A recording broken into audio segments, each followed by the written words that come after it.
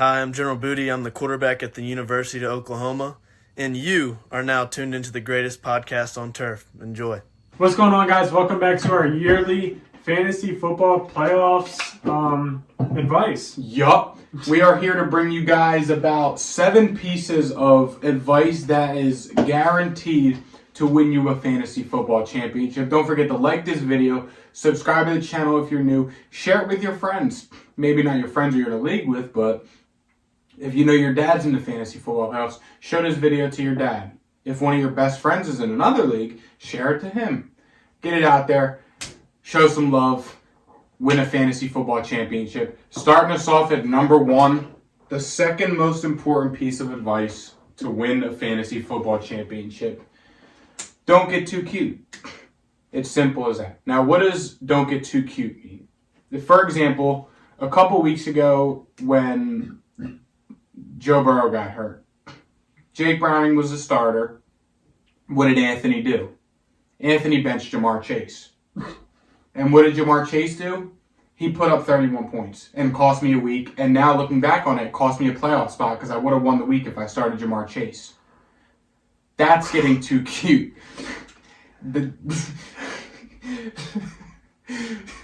Do not get too cute. It's simple as that.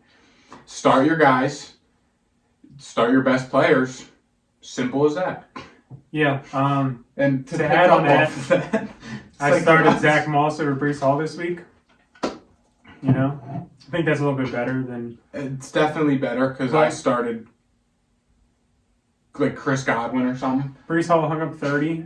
I still won, so that's all that matters at the end of the day, but it happens. My next advice, and this is the one that I give out a lot. Said it last week. Start the people who got you in this position. Yep. Basically, every time that somebody asks me who my opinion is to start, you know, I could give them my analysis and throw a dart at a wall and hope that it hits. Because at the end of the day, you know, everybody knows basically everything that there is about. You can read all the numbers you want. It's really all you have to go off of. And everybody has that available to them.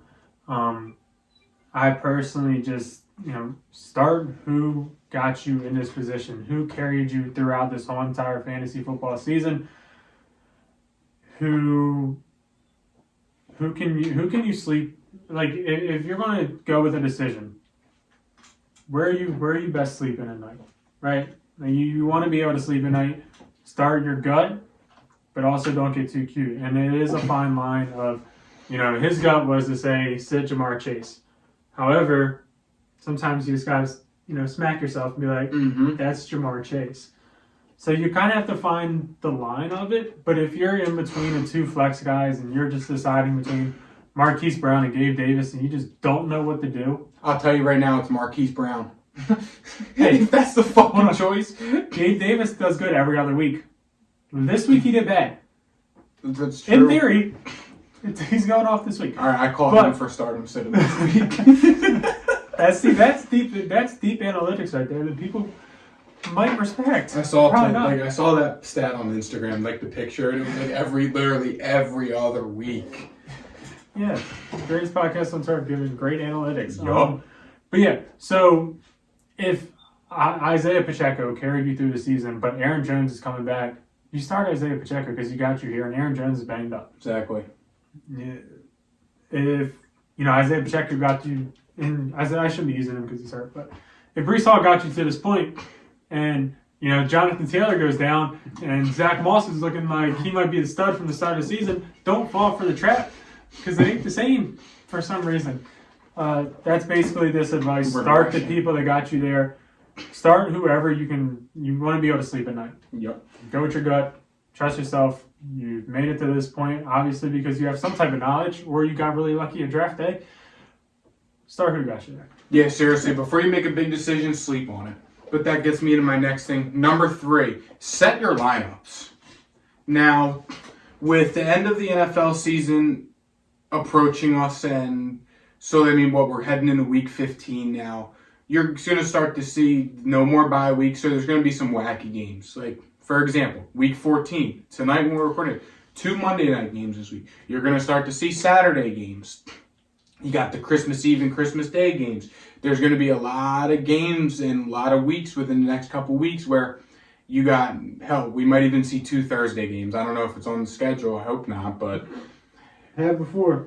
Exactly. There's going to be a lot of different games at different times. Starting literally at the beginning of every week, you get into fantasy football playoffs. If there's a Monday game, you get up Tuesday morning, you set your lineup, you put your waivers in, and you figure it out. You do it Tuesday, your lineup should be set by Wednesday, and you should check it multiple times a day after that just to see what's going on, trends, matchups, second thoughts, etc.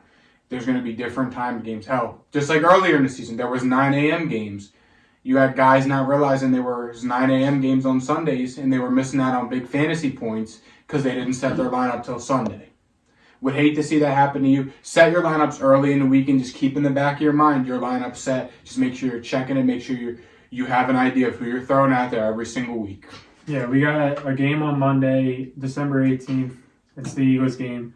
And then we got a game the 21st, and we got a game the 23rd, and then we got a game the 24th, and then we got a game the 25th and the 28th.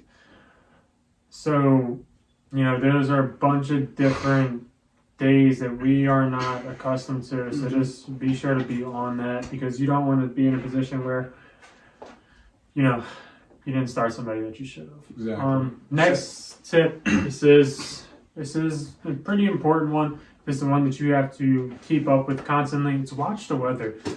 This is another one if you're deciding between Gabe Davis and Marquise Brown. If Gabe Davis is playing in a blizzard, you want to start Marquise Brown.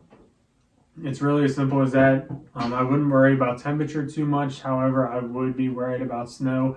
I would be worried about rain because at the end of the day, it matters. I know there has been a couple games this year, like the Eagles-Bills one. It was a downpour. I think they scored a decent amount, but it wasn't. Yeah, Eagles-Bills was kind of a high. They went to overtime. It wasn't nothing crazy. Yeah, it was crazy. Oh, but 67, 71. This was in November.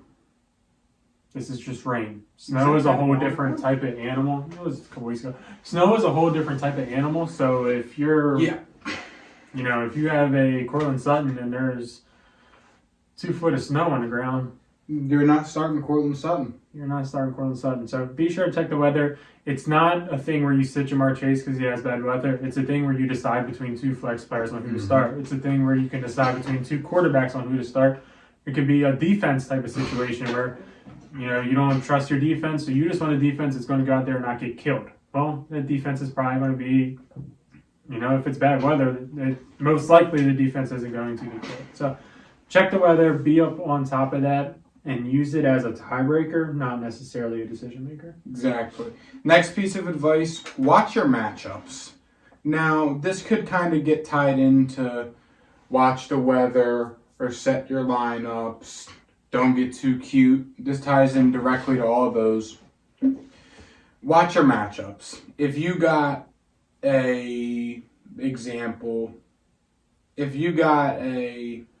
trying to think of a good example for this. If you got Isaiah Pacheco playing against Carolina, the easiest run defense in football, and then you got Breece Hall playing against Philly, you can argue it.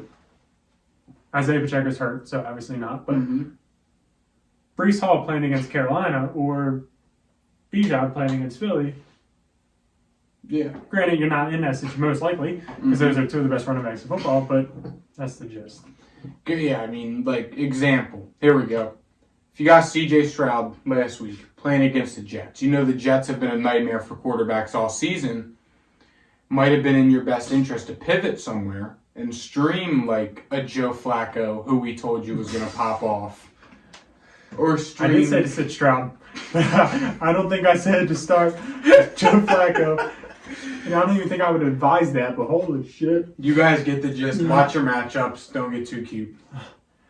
And next up, watch the injury report. Yes. Basically what that means is not only do you want to watch the questionable tag on Sunday or Saturday, what you want to do is watch the practice report because that shit matters, especially with some teams. So like Philly, their practice report, I wouldn't buy into it whatsoever. No. because they will sit guys quick and they don't care, and they will still play on Sunday at a full capacity, and it won't be a problem. Yep. But there are some teams like Cincinnati, Green Bay. Even if Aaron Jones practiced every single day this week in a limited fashion, and he is going to be out tonight. The Packers are very, very conservative when it comes to tissue injuries, and they are showing that. So if you're in a situation where Aaron Jones plays tonight, Monday night, imagine if you needed this game to win and you were deciding all week between Aaron Jones and some mid-tier running back of, I don't know, Chuba Hubbard. That's the first name that came to mind. Chuba Hubbard or So you were deciding between Chuba Hubbard and Aaron Jones, and, you wanted to go with Aaron Jones because you drafted him higher and he's way better, and you're rolling the dice. However, he ain't playing tonight, it sounds like. So where are you going to get those points? Who knows? You better hope that A.J. Dillon's out there. Yeah, you better hope you have him. But, would you have rather went with Chuba Hubbard? Now you probably would have, because so these are things that you have to watch out for. You just have to keep up with. Some players are more injury prone than others. Aaron Jones, I would not trust starting that man. No. Nope. If he played the night and gave you 15 carries and then practice full next week, sure. But if he's not playing tonight, I am not starting him. But again, we'll save that conversation for later this week with our stardom sit-ems. He's not even going to make it. Nope. The most important piece of advice that I save till the very end, and as we do every year, listen to the greatest podcast on turf. Thank you guys for watching, and we'll see you guys next time. See you. Peace.